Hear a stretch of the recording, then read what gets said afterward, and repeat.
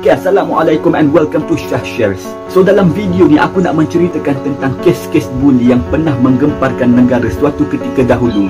Kes-kes buli ni telah menyebabkan pembunuhan orang-orang yang tidak bersalah. Kalau korang fikir yang kes Zul Farhan saja yang melibatkan terjadinya pembunuhan, korang mungkin tak pernah dengar kes-kes ni.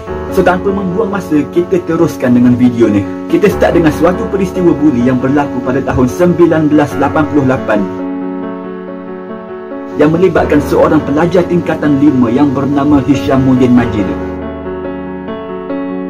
So sebelum aku proceed dengan video ni, biar aku terangkan beberapa benda.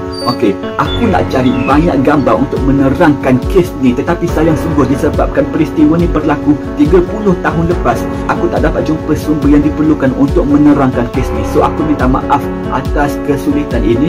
So sekarang aku proceed dengan cerita ni. So Hishamuddin Majid ialah seorang pelajar tingkatan 5 yang bersekolah di Sekolah Menengah Teknik Ceras. So pada tarikh 24 Mac 1988, student-student yang telah ambil SPM pada tahun sebelumnya akan pergi ke sekolah tersebut untuk ambil result SPM masing-masing. Standard lah, setiap sekolah buat macam tu kan.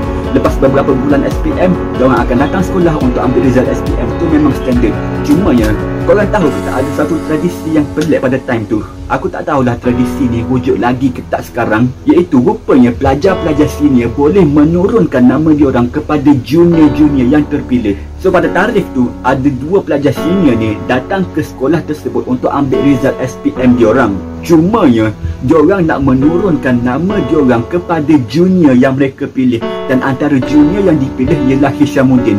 Hishamuddin telah menjadi wakil untuk ambil slip SPM bagi senior-senior tersebut. Tetapi ada satu ritual yang sebenarnya memang jahanam gila, iaitu Hishamuddin perlu dipukul di tanda sekolah sebagai tanda setuju untuk jadi wakil diorang ni.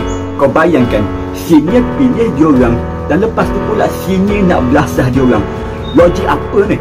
Selepas Hishamuddin dibelasah, dia kemudiannya meminta izin dengan pihak sekolah untuk pulang ke rumah lebih awal pada hari itu. Pada petang yang sama, Hishamuddin jadi semakin tenat sehingga dia dibawa ke hospital pada jam 7.30 malam. Dan sejam kemudiannya, Hishamuddin telah diisytiharkan meninggal dunia akibat kecederaan yang dialami oleh dia. So pihak polis berjaya tangkap suspek-suspek tersebut, iaitu student-student buli tu. Tetapi sayang sungguh, diorang telah dibebaskan kerana tiada saksi. Pihak mahkamah gagal membuktikan kes ni sebab pada peristiwa buli tu tak ada saksi yang melihat peristiwa tu. So disebabkan tu, kes itu terpaksa ditutup. And kalau student-student buli ni memang bersalah, aku harap diorang dapat balasan yang secukupnya, okay? Emotional time. Okay, sekarang kita pergi kepada peristiwa kedua pula. Kita sekarang pergi kepada tahun 2004 yang melibatkan seorang pelajar yang bernama Muhammad Farid Ibrahim. So Muhammad Farid Ibrahim merupakan seorang pelajar yang menuntut di Sekolah Menengah Agama Datuk Kelana Petra Makmur di Ampangan Negeri Sembilan. Pada tahun 2004 tu, dia baru form 4. So kes buli bagi Muhammad Farid Ibrahim ni, dia macam ni. Farid telah diikat tangan dan kakinya selepas dikatakan berlaku perbalahan di antara dia dan juga senior yang melibatkan meminjam barang. So selepas Farid dibelasah sehingga lemah, student-student ni telah menukar pakaian Farid dan lepas tu bawa Farid jumpa dengan warden dan bagi tahu warden tu bahawa Farid terjatuh di bilik air. So warden tersebut telah menghantar Farid ke hospital. Tapi pada time tu, pihak hospital memang rasa curiga, memang rasa suspicious gila dengan apa yang terjadi kepada Farid ni. Sebab Farid ni, dia ada banyak kesan lebam, dia ada banyak kesan kecederaan yang sebenarnya mustahil terjadi akibat terjatuh di bilik air sahaja. So mereka ada hipotesis bahawa Farid telah dibelasah. Dan pihak hospital juga menemui kesan pendarahan otak pada Farid yang kemudiannya menjadi punca dia meninggal dunia selepas dihantar ke hospital tersebut. So akhirnya semua suspek yang telah memukul Farid ni telah dihukum bersalah. Namun mereka terlepas hukuman gantung sampai mati, but instead they were being sent to penjara Kajang. Kau nampak tak? Tak semua student sekolah agama ni budak baik-baik. Tak semua yang pakai kopiah ni baik-baik. Ingat tu. Dan sekarang kita pergi kepada peristiwa tahun 2008 pula yang melibatkan seorang tentera yang berpangkat prebet. Muhammad Syahrizal Muhammad Syafi'i yang merupakan seorang tentera berpangkat prebet yang berusia 27 tahun. Beliau telah ditumbuk, disepak, dihentak pada bahagian kepala dengan objek kayu dan juga telah dipijak dengan but sukan. Akibat semua tu, beliau telah meninggal dunia pada tarikh 5 April tahun 2008. Punca beliau meninggal dunia adalah disebabkan hentakan objek tumpul pada tubuh beliau. Tapi kenapa beliau dibuli? Kenapa arwah dibuli? Arwah didakwa tak cukup jantan untuk jadi seorang askar. Okey, ni untuk aku hujah yang memang lahanat, hujah yang memang bodoh. Korang tahu ke tak? Perempuan ramai dalam askar, diorang jantan ke? Dan lagi satu, Rizal diejek kerana tak pandai melipat pakaian, sehingga beliau jadi target kepada pembuli-pembuli di sana. Okey, sebab tu je. Akibat peristiwa tersebut, 7 suspek telah mengaku bersalah dan mereka dikenakan penjara 7 tahun setiap seorang. Padan muka diorang. Sekarang kita proceed dengan peristiwa yang berlaku pada tahun 2010. Muhammad Naim Mustaqim Muhammad Sobri yang merupakan seorang pelajar tingkatan 4 yang bersekolah di Maktab Tentera Diraja. Ini memang sekolah elit. Ini memang boleh dikatakan sekolah tentera yang memang elit kat Malaysia.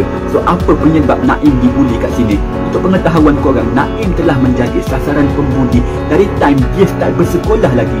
So, dia telah merasai segala peristiwa yang pahit di Maktab Tentera tersebut sehinggalah pada satu tarikh iaitu 24 Jun tahun 2010, Naim didakwa telah dibelasah oleh senior sehingga tidak menyedarkan diri sebelum dibawa ke Pusat Perubatan Angkatan Tentera Kem Sungai Besi. Pada jam 10.40 malam hari kejadian, Naim telah dipaksa untuk melakukan tekan tubik, melakukan push up sambil diterajang oleh senior-senior tersebut. So, pihak hospital telah menyatakan bahawa punca kematian Naim adalah disebabkan gegaran pada bahagian dada dia. Dan gegaran tersebut berlaku akibat diserang oleh senior-senior ni. Akibat peristiwa tersebut, 5 pelajar telah ditahan dan 4 pelajar telah dibuang sekolah. Once again, padan muka diorang. Ada lagi satu kesan daripada kes ni. Komandan Maktab Tentera Diraja iaitu Kapten alias Baharudin telah ditukarkan serta-merta ekoran peristiwa ni dengan alasan bahawa tindakan pemindahan beliau tu memang wajar dan sewajarnya hukuman dikenakan ke atas beliau kerana beliau gagal menjalankan tanggungjawab dengan sempurna. Beliau gagal untuk menjaga kebajikan pelajar bernama Naim dan juga pelajar-pelajar lain yang telah dibuli ni. Bukan nak kata dia tak bagus bekerja, cuma mungkin dia tak terlalu peka dengan apa yang terjadi pada time tu. Dan kemudian ni beliau digantikan dengan Kolonel Zakaria pada tarikh 1 Julai 2010. And now kita move on kepada peristiwa yang last kali. Okey, sebenarnya ada banyak lagi, tapi disebabkan ni antara kes buli yang memang popular, aku sebutkan juga dah, iaitu pada tahun 2017 yang melibatkan seorang pelajar darjah 1 yang bernama Jackson Noeng Awal. So, Jackson ni merupakan seorang pelajar darjah 1 yang bersekolah di SK Nanga Ibun di Kapit, Sarawak. Dia cuma darjah 1. So, apa yang terjadi? Dia macam ni. Pada tarikh 24 Ogos tahun 2017, Jackson telah dibelasah oleh seorang budak darjah 6. Korang bayangkan, budak darjah 6 dah pandai nak buli, dah pandai nak terajang budak yang lebih muda. Apa benda nak jadi dengan dunia kita sekarang ni? Dan punca Jackson dibelasah adalah sebab dia macam ni dah. Student tu, budak tahun 6 tu kata yang Jackson ni telah mengejek nama ayah dia. Disebabkan tu, budak tu naik marah, naik berang. Okey, nasihat aku, kalau korang jumpa dengan mana-mana orang yang mungkin korang fikir nama pelik, tolong jangan sesekali mengejek nama diorang ataupun mengejek nama family diorang. Jangan sesekali buat tu. Kita ni perlu hidup dalam akhlak, okey? Dan dalam kes Jackson ni, aku tak tahu sama ada dia betul-betul mengejek nama ayah budak tu ke tak, aku tak sure. Tetapi apa yang pastinya, Jackson ni hanya budak yang baru nak membesar. Dia budak yang baru nak membesar. So, dia tak tahu tentang mana yang baik, mana yang buruk. Dia baru nak belajar mengenal hidup kat dunia ni. So, katakanlah kalau Jackson ni betul-betul mengejek nama ayah budak ni tak sepatutnya melenting. Sebab Jackson, dia tak tahu apa-apa. Dia baru belajar untuk hidup. Dia tak tahu yang mana betul, yang mana yang salah. Itulah apa yang dipanggil sebagai proses pembesaran, di mana kita belajar yang mana betul dan yang mana salah. So, kita tak boleh nak kata Jackson ni budak jahat sebab dia baru belajar Dan untuk belajar hidup dia kena membesar. Tetapi sayang sungguh proses pembelajaran dia terbantut akibat dibunuh oleh budak darjah 6 yang sepatutnya lebih matang daripada budak darjah 1. So budak darjah 6 ni telah ditahan oleh pihak polis setelah laporan telah dilakukan ke atasnya oleh bapa kepada Jackson, iaitu Awelanyo. Dan budak tersebut telah disiasat mengikut Seksyen 302 Kanun Keseksaan. Namun, budak ni terpaksa dibebaskan dengan jaminan polis sebab ialah budak darjah 6 kan, dia kena ambil exam UPSR pula. So, aku tak sure sama ada budak ni ditahan balik ke tak.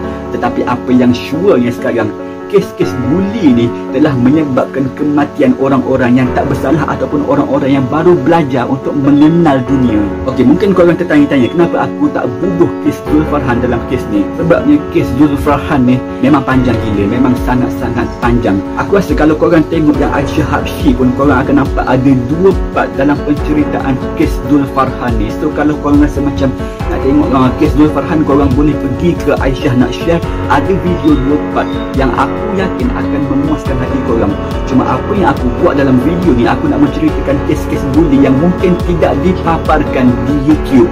Aku tahu aku ambil sumber daripada blog-blog yang terkenal, tetapi aku rasa tak salah langsung. Dan kalau korang nak tahu dari mana aku ambil sumber-sumber ni, korang boleh check kat description bawah. Oh, and lagi satu, kes-kes yang aku bagi tadi tu, dia ringkas saja. Dia memang ringkas. InsyaAllah satu hari nanti ataupun beberapa hari nanti aku akan buat video yang menceritakan dengan lebih detail mengenai peristiwa-peristiwa buli yang baru sahaja diceritakan tadi. So kalau korang puas hati dengan video aku pun puas hati juga. Thank you so much for watching. Assalamualaikum. Don't forget to subscribe and like to share. Okay? Assalamualaikum.